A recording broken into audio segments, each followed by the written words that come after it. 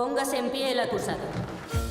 Kenton Banton se le acusa de haber robado en la National Gallery el 21 de marzo de 1961 el retrato del Duque de Wellington del artista Francisco de Goya. I didn't. It was a surprise to me. It had been in the newspapers, but when I was in my 20s, I didn't read the newspapers when I was in my 20s, quite honestly, you know. So I was completely unaware of the story, and when I read the script, I thought, did this really happen? Really? Or are they just making this up? And then I Googled it, and I thought, oh yes, wow, yes, this really did happen. And I think it's important for the film that it is based on a true story. If it was just an invented story, it would lose its, I don't know, it would lose a major quality. Well, you know, I was beginning my work in the theatre in the 60s, so I was very, very dedicated to becoming a classical theatre actress. So the whole sort of swinging 60s London sort of thing passed me by, really. I felt excluded from that. I wasn't thin. I wasn't sort of, I didn't look the way you were supposed to look in those days. So I felt I was never a part of the sort of, you know, the Beatles, the Vidal Sassoon, Mary Quant, the King's Road, that whole sort of 60s thing I was never a part of that. But, you know, it certainly was a lovely energy and an explosion of art and fashion and that was happening all over the world, actually, at the same time. It was certainly happening in New York. It was happening in France. Those cracks were beginning to show, you know. So it was an exciting era all over the world. The one place, the many places, but one of the many places where that sort of element of the 60s was bypassing them was the industrial north of England, where our story is set. You know, they were just struggling to survive. Well, you know, that's, for me, that's what my profession is all about, you know, and for me personally as an actress, I just love to change things up all the time. So to be able to go from sort of the Fast and Furious franchise, for example, into Dorothy, you know, for me is just, it's a wonderful, you know, experience to be able to do both of those things.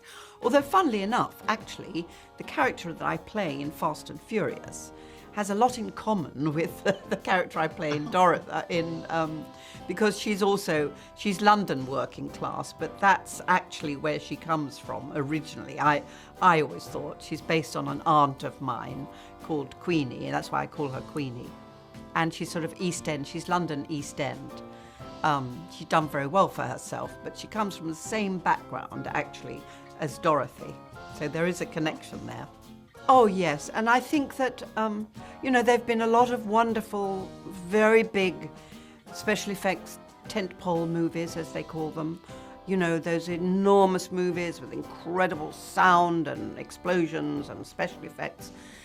Well, our film is the opposite of that, and I do think that I think we've seen so many of those wonderful films, and I've been in them, but I think there is an appetite for a film like The Duque, which is about, it's funny, it's very moving, it's a film you sit forward to watch, you don't sort of sit back in your seat like this, you know, you sit forward to hear and to watch the story and to hear the wonderful, funny dialogue. So, yes, I think it's going to be. I think people will come out of seeing this film with a smile on their faces, definitely. No, I didn't know before it came my way. I vaguely remembered it from my childhood, but enough to think, oh yes, I do sort of remember this, but I such a vague memory. I couldn't have known. I wouldn't have known the name or anything about it, really.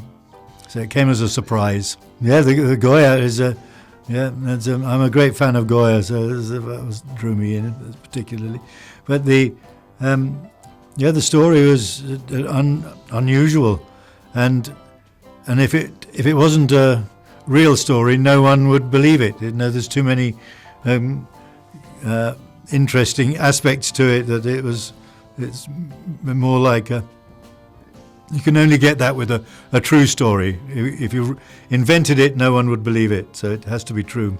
I don't know. I don't know if he was or not, because I think his story was fairly. I mean, obviously it hit the front pages when the painting was stolen and when it came to trial. But then I think the story was forgotten completely. I mean, and by the time we came to do it 2 or 3 years ago, nobody remembered the story at all. He had been forgotten until his family, his grandson, presented it to our producer, Nikki Bentham, and she thought, there is a story here. He just sent her a 1-paragraph synopsis of what had happened, and she thought, this sounds good for an interesting story. And so he'd been forgotten, but maybe now he will become an inspiration again. Now people see the film and they will be inspired that you can achieve something, or you can try to achieve things. I think that I like the complexity of the man, and I like his contradictions, and I like his humour, and I like his passion, and I love his love of family, and love of humankind generally, and that he sees the good in people, and wants to celebrate the good in people and share it, and I love that, and I love the fact that he's mischievous and does it with humour, but he is passionate. And Póngase en pie el acusado. Kenton Banton se le acusa de haber robado en la National Gallery el 21 de marzo de 1961 el retrato del Duque de Wellington del artista Francisco de Goya.